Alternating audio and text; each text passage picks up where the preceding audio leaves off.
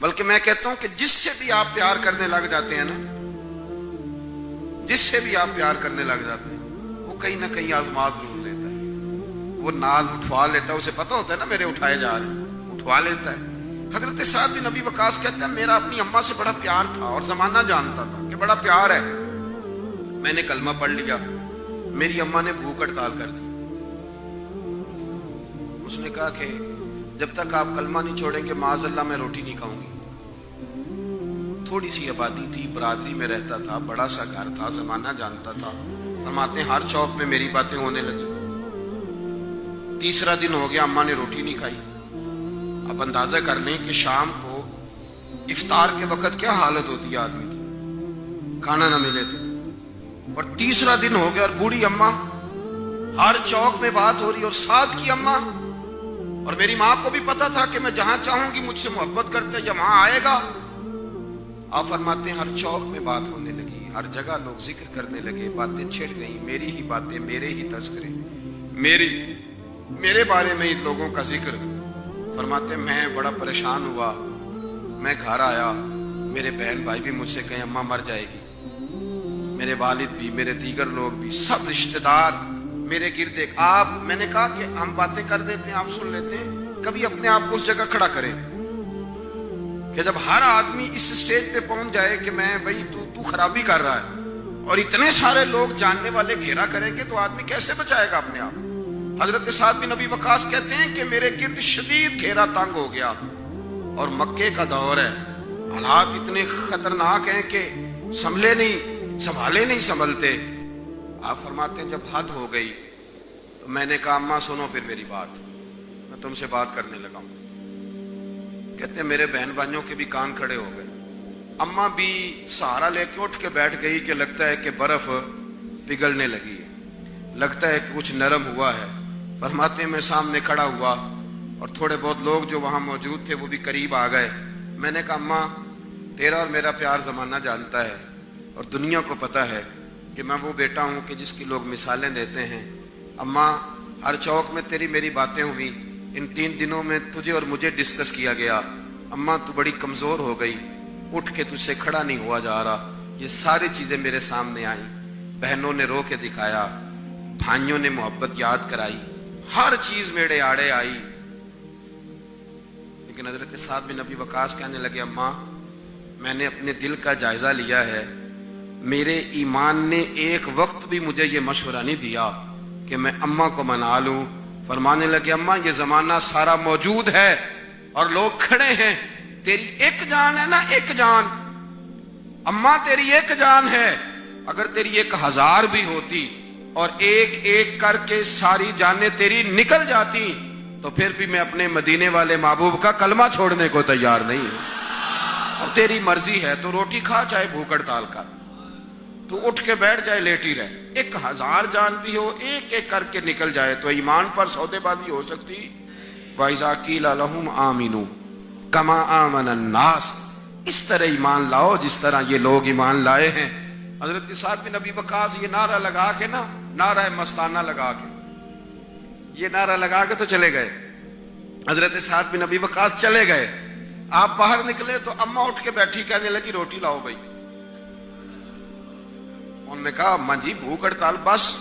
کہنے لگی میرا ہی تو بیٹا ہے نا، میں نے پیدا کیا، میں نے پالا ہے، میں رگ رگ سے واقف ہوں، میں جیسے کہتی تھی ویسے کرتا تھا، میں جیسے چلاتی تھی ویسے چلتا تھا۔ اس نے کہا تھا نا عشق ایک ڈھونگ ہے، تو میں نے کہا تجھے عشق ہو خدا کرے، پھر کوئی تجھے اس سے جدا کرے، تو اسے تسبیحوں پہ پڑھا کرے، تو اسی کا نام جپا کرے، تو گلی گلی پھرا کرے، پھر میں کہوں کہ عشق ایک ڈھونگ ہے اور تو نہیں کہا کرے۔ فرمانے لگی کہ میں جانتی ہوں، مجھے پتہ ہے میرا بیٹا ہے، میری گود میں پلا بڑا ہے، میں جیسے کہتی تھی ویسے کرتا تھا، لیکن اگر میرے سے بڑھ کر بھی کسی سے پیار کرنے لگا ہے تو کچا نہیں کرنے لگا، یہ سچا ہی کرنے لگا ہے۔ اب یہ واپس لوٹے گا۔ میرے دوستو ان لوگوں نے جو مثالیں قائم کی ہیں نا، انہوں نے جو امت کو رنگ دیا ہے، انہوں نے جو انداز، حضرت ابوبکر صدیق نے نا سارا مال دے دیا تھا حضور کی بارگاہ میں، کتنا جی؟ حضرت عمر نے، بولتے کیوں نہیں آپ؟ زکوٰۃ کتنے فیصد ہے؟ آ لینے دے رمضان، لوگ 15 مفتیوں کے پاس جائیں گے مسئلہ پوچھیں کہ کوئی تو گنجائش دے گا ہی نا، ہنسنے کے لیے نہیں سمجھانے کے لیے عرض کر 15 کو مفتیوں سے، پھر یہ بھی بتائیں گے کہ وہ ایک دکان جو ہے نا میری، اس کا رٹا بھی چل رہا ہے تو وہ بھی ذرا دیکھ لیجئے گا کچھ بنتا ہے کہ نہیں بنتا۔ وہ تھوڑا سا ایک آدمی میرے ساتھ 5% پہ پارٹنر بھی ہے، اب زکوٰۃ دینی ہے کہ نہیں دینی؟ 15 کو لوگوں سے جو کہ پوچھتے رہتے ہیں نا مجھ سے بھی، جب کئی دفعہ آتے ہیں تو کہتے ہیں وہ فلاں بھی جگہ گیا تھا، فلاں جگہ بھی گیا تھا، تو میں کہتا ہوں کہ پھر آپ چاہتے کیا ہے؟ آپ طے ہی نہیں کچھ کرنا چاہتے؟ 50% مال دینے کو آپ معمولی نہ سمجھیں۔ ہم جب یہ واقعہ بیان کرتے ہیں نا کہ حضرت عمر آدھا لے آئے تھے تو حضرت ابوبکر پورا لے آئے، تو ہم شان کو سمجھتے ہیں جناب صدیق اکبر کی ہی بہرحال زیادہ ہے، لیکن 50 والے کو بھی آپ معمولی، اب جو مثال دوں گا نا تو تب آپ سمجھیں گے۔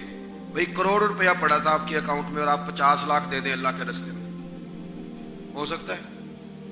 میں نے شاید پہلے بھی بات کی تھی، ایک دوست میرے پاس آئے کہنے لگے آپ دعا کریں اللہ مجھے دے تو میں اس کے راستے میں دوں گا۔ میں نے کہا یا اللہ اسے 1.5 کروڑ دے، یہ 1 کروڑ تیرے راستے میں دے دے گا، تو بھی گھورنے لگا جیسے آپ گھورنے لگے۔ میں نے اسے کہا میاں ابھی تو دعا ہو رہی ہے، اب تو دعا میں بھی آپ کے منہ سے آمین نہیں نکلا، یا اللہ 1.5 کروڑ دے، 1 کروڑ تیرے، تو وہ کہنے لگا نہیں نہیں انشاءاللہ دیں گے۔ میں نے کہا نہیں آپ نہیں دیں گے، آپ تو آمین نہیں کہہ رہے صاحب، آپ کیسے دیں گے؟ ممکن ہی نہیں ہے، ہمیں پتہ ہے آپ کو تو وہ جب بینک سے آئے گا نا میسیج کہ حضرت وہ جو 20 لاکھ بالکل بدا ہوا تھا وہ آپ کا 18.5 ہو گیا، بڑی ٹینشن ہوتی ہے کہ 1.5 لاکھ کا میسیج آ گیا، ادھر گئی رقم، بڑا مشکل۔ ہم بات کر دیتے ہیں لیکن لوگ سمجھتے ہیں کہ یہ بڑا، بھائی 50%۔ حضرت عمر کہتے ہیں میں ہر چیز آدھی کر کے، اس کو آپ چھوٹی بات سمجھتے ہیں، لیکن کہتے ہیں جب لا کے میں نے حضور کی خدمت میں رکھی اور میرے دل میں یہ بات تھی کہ آج میں ابو بکر سے آگے گزروں گا، پلٹ کے دیکھا تو ابو بکر کے سر پہ ٹوپی کوئی نہیں، پیروں میں جوتا کوئی نہیں، بوریے کا لباس پہن کے آئے۔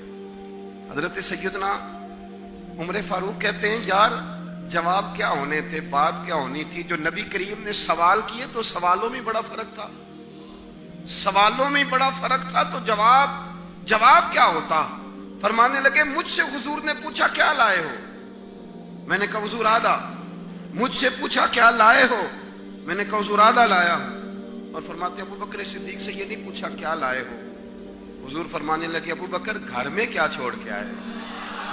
اللہ کرے آپ کو سمجھ آئے، یہ نہیں فرمایا کیا لائے ہو، ابو بکر گھر میں۔ اور قربان جائیں جو اہل تصوف ہیں، جو تھوڑا بہت صوفیاء کو جانتے ہیں، وہ ذرا اس جواب کو دیکھیں گے تو رشک کریں گے۔ حضرت صدیق اکبر کہہ سکتے تھے حضور جوش تھا پیش کر دیا، کہہ سکتے تھے، کہا لوگوں نے کیا چھوڑ کے آئے ہو؟ تو جناب صدیق اکبر نے نظر جھکائی اور گویا فرمانے لگے حضور میں کوئی کنگال تو نہیں نا، میں کوئی لاوارث تو نہیں نا، میں وہ تو نہیں نا جس کا کوئی پیچھے نہ ہو، حضور گھر بھرا ہوا ہے، میرا بھرا ہوا گھر چھوڑ کے آیا ہوں۔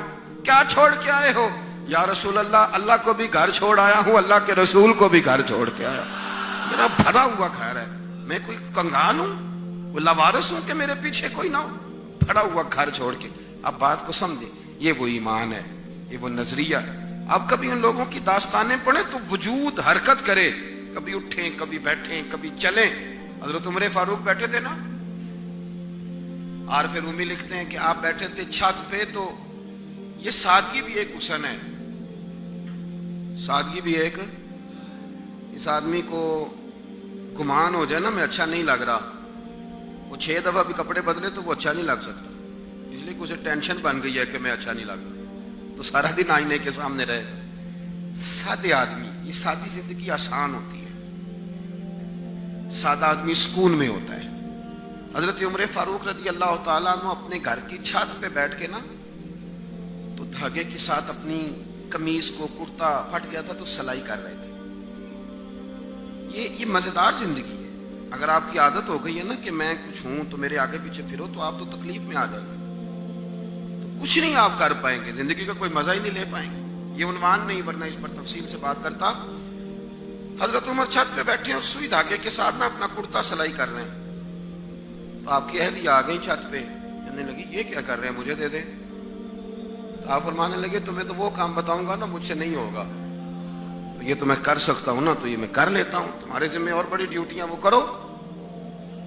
وہ خاتون کہنے لگی آپ کو پتا ہے کہ آپ کے چہرے پہ پسینہ کتنا زیادہ ہے، آپ بیٹھے بھی ہیں تو سورج کی طرف منہ کر کے بیٹھ گئے، پشتی کر لیجیے چھت پہ بیٹھے ہوئے، تو حضرت عمر کہنے لگے اوہو میں نے تو غور ہی نہیں کیا کہ میرا تو منہ، یہ ملا رومی نے لکھا ہے، یہ میرا تو منہ اس کی طرف ہے سورج کی طرف، اور پھر اپنا رخ نہیں پھیرا، اپنا رخ نہیں پھیرا۔ دل میں بات آ گئی، سورج کو دیکھ کے فرمانے لگے او سورج تو نبی پاک علیہ السلام کے غلاموں کو بھی اتنی گرمی دکھاتا ہے، تو حضور کے غلاموں پر بھی اتنی گرمی کرتا ہے؟ آپ کی اہلیہ کہتی ہیں فاروق اعظم کی زبان سے جملے نکلے تو سورج نے اپنا رخ پھیر لیا، سورج نے اپنا رخ پھیر لیا۔